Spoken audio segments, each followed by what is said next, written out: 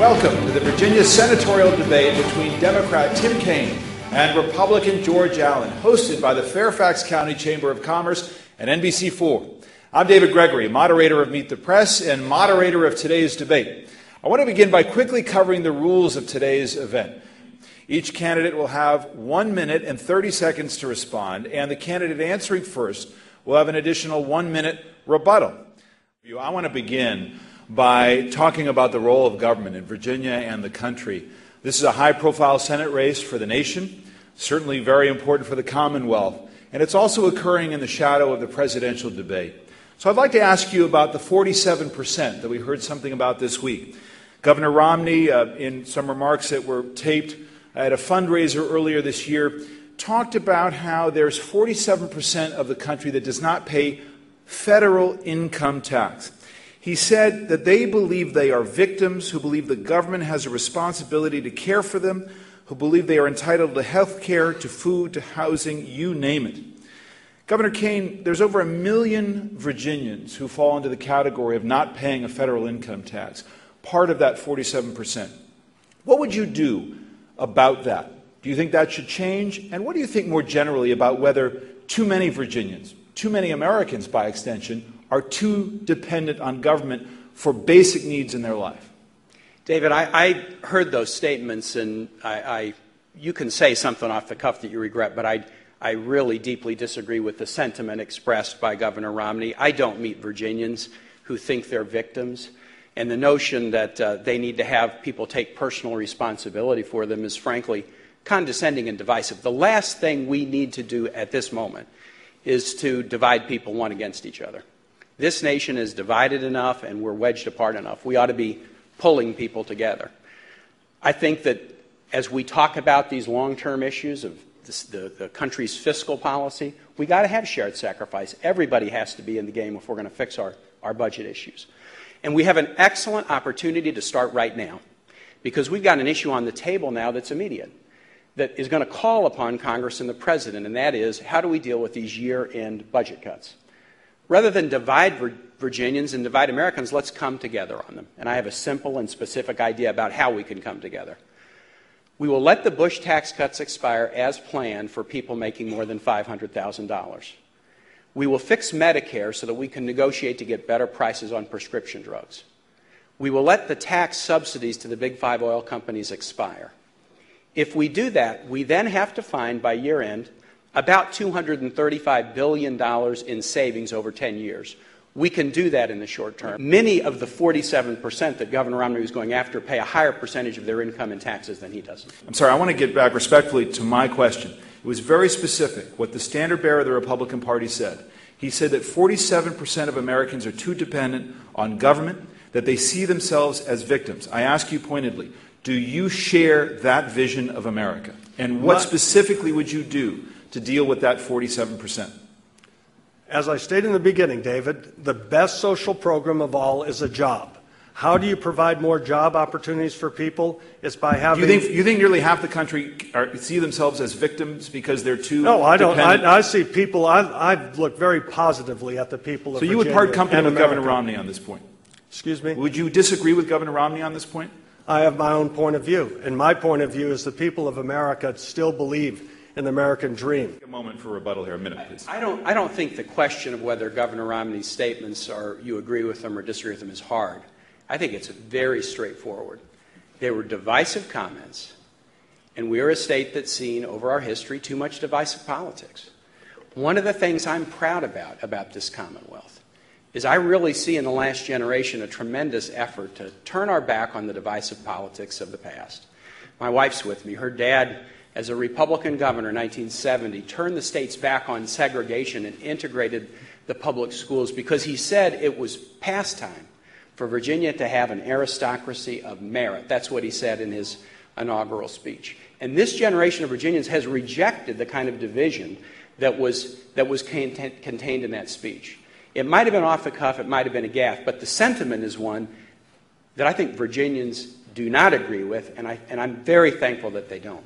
Well, there's a lot of things that can be done to get our fiscal house in order in Washington. I opposed this deal last summer because I saw this as being another example of Washington leaders not making decisions, pushing off decisions to yet another commission, which if it failed, and it did, you'd have these devastating cuts to the paramount responsibility of the federal government, which is national defense, as well as endangering so many, well, now it's shown to be well over 200,000 technology and defense jobs here in Virginia. What we need to do, in my view, is repeal and replace Obamacare. That will save over $1 trillion in spending, and that's harmful for business. I think we ought to cut out and look at places where there's redundancy in government. The Government Accountability Office has put that forward. I think we ought to embrace the ideas that will come from federal government employees and reward them with bonuses for cost-saving ideas. As you take a minute to respond, when you talk about eliminating some of these deductions, would you, just to clarify, do that for everyone or just high-income earners? Well, first I'll just point out the last rhetoric about taking veterans hostage on economic issues. That's exactly the kind of name-calling that we've got too much of in Washington. We can debate policies, but that's the kind of name-calling that we've seen too much in Washington, and what's wrong with Washington is not going to be fixed by more of that. Now, back to the issue. George talks about his tax proposal. He was a U.S. Senator. He was a senator for 6 years. During his time in the Senate, his fiscal policies turned massive surpluses into massive deficits. The federal deficit went up $16,000 every second George Allen was a United States Senator. Voted to raise the debt ceiling 4 times, voted to raise his own salary 4 times. Now he's talking like the fiscal conservative, but his record as a senator shows we can't afford to let him have another crack at it because his actions don't match his words. With respect to the particular question on the deductions, again, I think the right strategy is going to be some aggregated examination of deductions rather than trying to fight the entrenched interest on issue to issue. And you could have the amount or percentage of deductions vary by income. You could do it in a way that the tax code is set up already. But I think that's probably the most likely path that would lead to a success. We're out of time on that answer. May I have some time to rebut? Sorry, not according to your rules. I'm following the time that you both agreed to. Otherwise, I would, because I always like more than less. But let me go to Eric Gilchrist of News 4. In spending. Tim criticizes the tax cuts we passed. Those tax cuts helped create 7 million jobs in our country and averted a recession after the devastating attacks on our country on 9/11.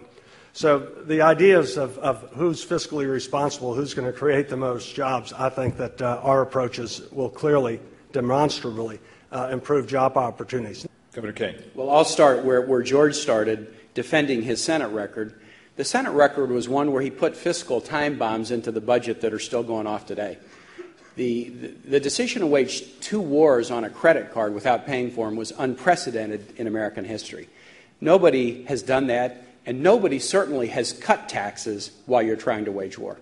The decision to expand Medicare without paying for it, unprecedented. And the decision to do these tax cuts and to persist in the notion that they should be made permanent when the CBO says they had to be temporary or bust the deficit would demonstrate that a second term of George Allen in the Senate would be very similar to the first. The Affordable Care Act. There have been 33 votes to repeal the Affordable Care Act already in Congress, and I think there was a lawsuit, too, that got a little bit of attention. The last thing we need to do as a nation on this issue or anything else is spend our time looking in the rearview mirror. We don't need to go back. George Allen was in the U.S. Senate, and the number of uninsured people went up by millions when he was there, and health insurance premiums went up by over 60% when he was there. We do not need to go backward. I'm glad to hear George acknowledge some positives about the bill. And what we need to do is battle for it and do more positives, largely around fixing costs to control them. Because of having a pre-existing condition and denying them coverage, there might be a cost, but the cost was already being borne. It was just people going to emergency rooms and seeking care and then shifting costs to the rest of it. Individual responsibility is not a bad principle. Governor Allen, as I give you a minute to respond to that, I have a basic philosophical question, Don't I get a minute and a half? According to the rules, you get a minute. I promise you, I'm not making this up as I go along. I've studied what the rules are. You gave him an extra. Give him an A for effort. I mean, trying to get the extra 30 seconds. But we're taking more time away from you as we debate it, as we debate the debate rules. Go ahead. Bottom line, are you committed to universal coverage? And if you're not, how do you get just some of the provisions retained in health care without universal coverage, which gives you scale? Well, here's the thing that there's so many things wrong with this current health care tax law. Part of the way that, in addition to adding $1 trillion in spending over the next 10 years, they're taking $700 million out of Medicare. This is why seniors are so concerned about whether they'll have access to doctors. And many doctors I've heard from, Susan has as well, have said, we're not going to take any more Medicare patients. My view, the way to look at this is have healthcare decisions being made by doctors and patients, not bureaucracies up in Washington. And that's why health savings accounts are the way to go. And for those of lower income, I would make it a reversible tax credit where people get coverage for major medical procedures. Traditionally been state policy. I would let state legislatures make the decision about whether they would accord that legal protection to a same-sex relationship. But you're not prepared. You're not prepared to say one way or the other. Let me finish. I would be fine if they did it and they labeled it marriage or civil union or domestic partnership. For me, the test is, are people treated the same and given the same legal rights and responsibilities regardless of their sexual orientation? I think legal equality should be the policy. Governor Allen, a minute and a half. Well, I believe that marriage should be between one man and one woman, and that's the definition I've supported. I don't believe in discrimination against people on account of their sexual preference. As governor, that was our order for state government. It's the way I've operated my Senate office as well. It talks about what's the best social policies for our country. Jobs. Jobs are the most important aspect of it all, and I think the family is the most important institution in our society. But I think that we ought to be judging people by their character, their competence, and not by the color of their skin, their religion, their ethnicity, or their sexual preferences. Before I go back to Governor Kaine, Governor Allen, I want to follow up on another social issue, which seems to be an issue for Republicans generally. Why do you think you poll so much better among men rather than women? The gender gap at the moment in a new poll favors your challenger by 14 points. Is this a Republican Party problem with women? Take 30 seconds, if you would, sir. Okay. Well, I think we're going to do very well with men and women. Right now, 50% of young people graduating from college are either underemployed or unemployed. So I think that we're going to get a lot of support from men and women, and I think folks will get united behind these positive, constructive ideas that will help send a message to the world that America is open for business again with the right tax and regulatory and energy policies to get this country ascending again. Governor Kaine, your 1 minute rebuttal. David, it's demeaning to suggest that issues about women are just social issues and not economic issues. These are economic issues. The status of a relationship, if someone can't have their relationship recognized, inability to get insurance, inability to get other kinds of benefits, less favorable tax treatment, that's an economic issue. And with respect to women, if you force women to have an ultrasound procedure against their will and pay for it, that's an economic issue. If you deny women the opportunity, because of personhood legislation, to make constitutional choices, even including whether to purchase contraception, that's an economic issue. When George Allen was in Congress, he repeatedly voted against Family Medical Leave Act.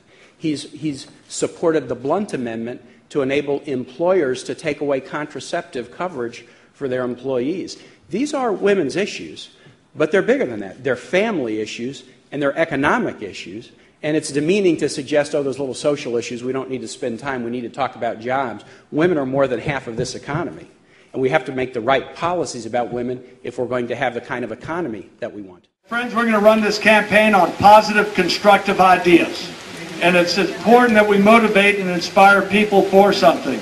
This fellow here over here with the yellow shirt, Maccaaca, or whatever his name is, he's with my opponent. He's following us around everywhere. So welcome. Let's give a welcome to Maccaaca here.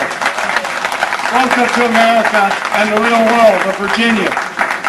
My friends, what do you say to those who are still troubled about that moment? Why should they give you a second chance in the Senate? And how did that incident change you as a candidate and a person? Well, Julie, and all of you here, I've stated on many occasions, that was a mistake. I apologize for it. I never should have drawn that young man into the debate. He had a hard job to do following me around the Commonwealth of Virginia. Losing is a humbling experience. I didn't like losing. You learn sometimes much more from losing than you do from winning. One of the things that my father always taught me, and anybody who is in sports would say, when you get knocked down, you get back up. We want to make sure this campaign is focused on issues that people care about. And whether someone's a woman or a man, they're going to care about jobs and the economy more than anything else. And so Susan and I are working as hard as we can to make sure this campaign is one that motivates and inspires people to positive, constructive, proven ideas. And it's not just rhetoric. It is our record that I had as a governor as well as a United States Senator. Work together. We don't have a shortage of ideas in this nation. We don't have a shortage of resources in this nation. What we seem to have a shortage of is a willingness to compromise, find common ground, and work together. George and I debated earlier, and a similar question was raised again to George, and I pointed out, look, we all make mistakes. In public life, we make them in public view. But the sentiment that was the challenging one was the notion that this young man had to be welcomed to the real America and to the real Virginia. That was the challenging one. Because, again, we've lived through a state. We know that a lot of politics in this state over our time has been one that has separated people into real Virginians or other Virginians. And we've seen that this week at the national level, that sentiment is still out there. We're only going to solve the big problems, balancing our budget, dealing with a new energy future, if we work together. And George, you famously said when you were governor that you enjoyed knocking Democrats' soft teeth down their whiny throats. And you didn't say it with a smile either. We need more bridge builders. We need more people who know how to listen and find common ground. That's the one thing we're missing in Congress right now. And we've got to put people in place who have a demonstrated track record of being able to do it. Tim, you pick out certain quotes. The Democrats, they support you, Tim. But they have publicly stated how we have worked together on issues, whether it's health screenings of newborn children or expanding access to broadband. And then when Tim was taking office, here's what a newspaper said, quote, if Tim Kaine is looking for a role model for his term as Virginia's chief executive, George Allen's term as governor was one of the most consequential in the 20th century. That's time, Governor. Back to Ben Pershing of the Washington Post. Governor Kaine, turning to Libya, there have been some reports in recent days suggesting that the U.S. consulate in Benghazi may not have had enough security, despite some warnings of some heightened risk there. Do you think the Obama administration could have handled this situation better, either before or after that attack? Ben, I don't know the details, and we've got to study it, but I'm sure the answer to that question is yes. When something goes wrong, there's always something you could have done better. When I was governor, my darkest day was April of 2007 when there was a shooting at Virginia Tech.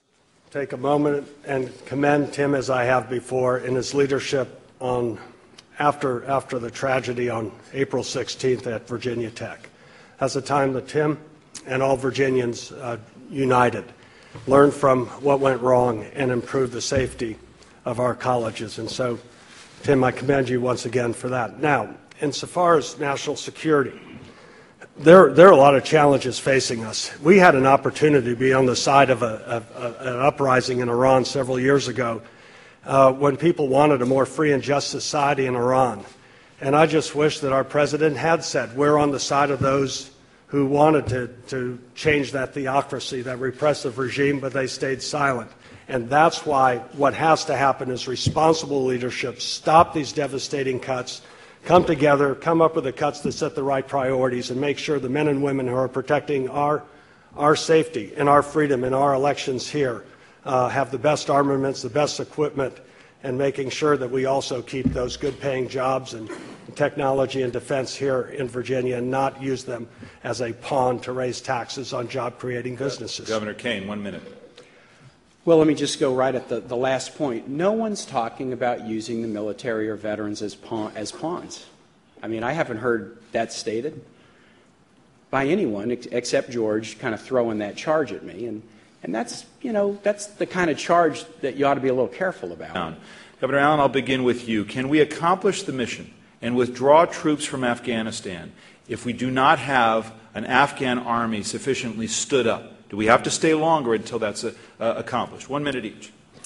First, I don't think it was a good idea in the first place to let our enemies or our opponents know when we were leaving. That just didn't make sense. The men and women who have served in Afghanistan and are serving right now are heroic, and their families are serving as well. I think that we've given the Afghan people in their regions, in their provinces, every opportunity to stand up and take control of their own destiny. And so there will be ways as our troops come home, and I think they come home with their heads high. I think the unmanned aerial vehicles, drones, and so forth, human intelligence still will be important. I think there are ways that we can monitor that area, precisely strike if there's any terrorist activity, not just there, but also in the border area with Pakistan.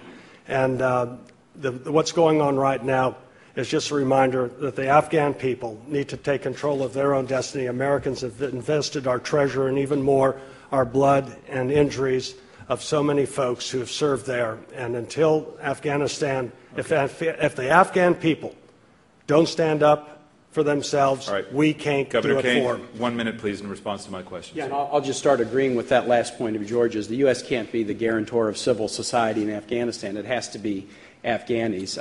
And I think the mission of the United States presence in Afghanistan was completed with the death of bin Laden and the essential elimination of the top leadership in al-Qaeda. That's why we went into Afghanistan. We didn't go into Afghanistan to remake civil society. How many jobs would be affected? You want to raise taxes on ExxonMobil and others. I'd like to know what the impact is on jobs. Now, folks, there's a clear choice in this Senate election in which approach is going to be best for jobs here in our country. I envision a better future than what we're enduring today. David asked me earlier about, who are you targeting in your campaigns? You're asking me various percentages. I figure about 99% of the folks should be on our side. Governor Allen, thank you very much. Thanks to both of you. That is going to conclude our debate today. I want to thank the Fairfax Chamber and NBC4 for hosting this debate, and of course to Governor Allen and Governor Kaine for their participation. Thank you as well to our terrific panel of reporters today, Julie, Ben, and Aaron.